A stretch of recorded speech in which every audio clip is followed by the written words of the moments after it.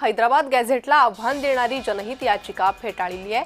Advocate Vineet धोत्रेंची याचिका हायकोर्टानं फेटाळली। ही जनहित याचिका ग्राह्य धरण्यायोग्य नाही असं हायकोर्टाचं मत आहे। मुंबई उच्च न्यायालयानं जनहित याचिका फेटाळली आहे। हैदराबाद गॅझेटियरच्या अंमलबजावणीला मान्यता देणारा GR काढण्यात आला। GR विरोधातील ॲडव्होकेट विनीत धोत्रेंची ही याचिका फेटाळून लावण्यात आली आहे। तर हायकोर्ट काय म्हणाले? ओबीसी संदर्भातील शासन निर्णयानं याचिकाकर्ते नेमके बाधित कसे? जनहित याचिकेच्या ग्राह्यतेवरच मुंबई उच्च न्यायालयाकडून प्रश्नचिन्ह उपस्थित करण्यात आले।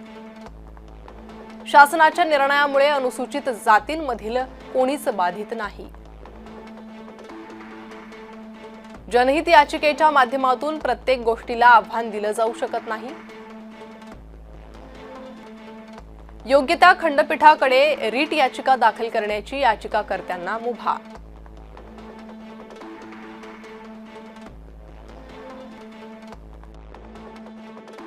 दुसऱ्या याचिका दाखल केल्यात त्याच्यामध्ये इंटरव्हेनर हस्तक्षेप करून तुम्ही त्याच्यामध्ये आपली बाजू मांडावी याकरिता आपल्याला अनुमती दिलेली आहे कोर्टाने।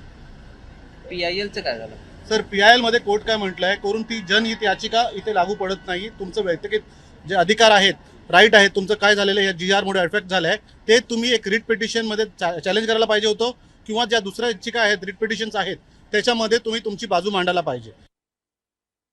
जे याचिकाकर्ते होते ॲडव्होकेट विनीत धोत्रे यांनी सांगितलं की हा जो कायदा आहे SC ST OBCचे दाखले देण्याचा, आणि त्यामुळं SC ST आणि मी SC समाजातील असल्यामुळे बाधित होऊ शकतो, किंवा माझे जो काही समाजाला याच्यातनं हानी पोचू शकते। त्यावर जे वीरेंद्र सराफ जे आहेत त्यांनी स्पष्ट केलं की कुणबीचे दाखले देण्यासाठी हा GR आहे आणि यांनी जास्तीत जास्त OBC बाधित होतील, त्यामुळे SC आणि ST बांधवांना याच्यातनं कोणत्याही प्रकारचं नुकसान नाही। त्यावर कोर्टाने असं मत केलं की याच संदर्भामध्ये या कोर्टामध्ये वेगळ्या रिट पिटिशन ऑलरेडी